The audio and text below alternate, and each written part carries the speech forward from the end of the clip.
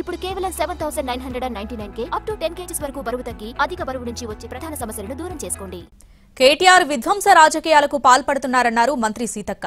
అధికారం లేకుండా కేటీఆర్ ఉండలేకపోతున్నారని ఆరోపించారామె. మీ అహంకారమే ఓటమికి కారణమని బీఆర్ఎస్ పై ఫైర్ అయ్యారు మంత్రి సీతక్క.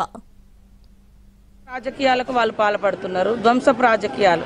ప్రజాస్వామికంగా మమ్మల్ని 65 మందిని ప్రతిపక్షంతో కలిసి సఫిషియెంట్ నెంబర్ ఇచ్చారు అసెంబ్లీకి కావాల్సింది. అంటే ఎంతసేపు కూలుస్తాం అంటే అధికారం లేకుంటే వాళ్ళు ఒక్కరోజు కూడా బతకలేకపోతున్నారు అనడానికి ఇది ఒక నిదర్శనం.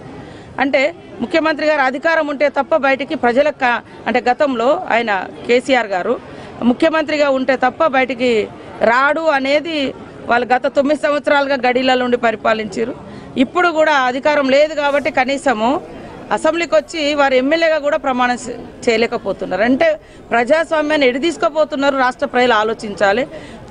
అంటే అక్రమంగా దొడ్డదారులు ఏదో ముఖ్యమంత్రులు అవుతామని ప్రజలు ఇచ్చిన మ్యాండేట్ మాకు. దాన్ని అట్లా మాట్లాడడం అనేది కొద్దిగా మైండ్ ఉండాలి, మెదడు ఉండాలి వాళ్ళకి.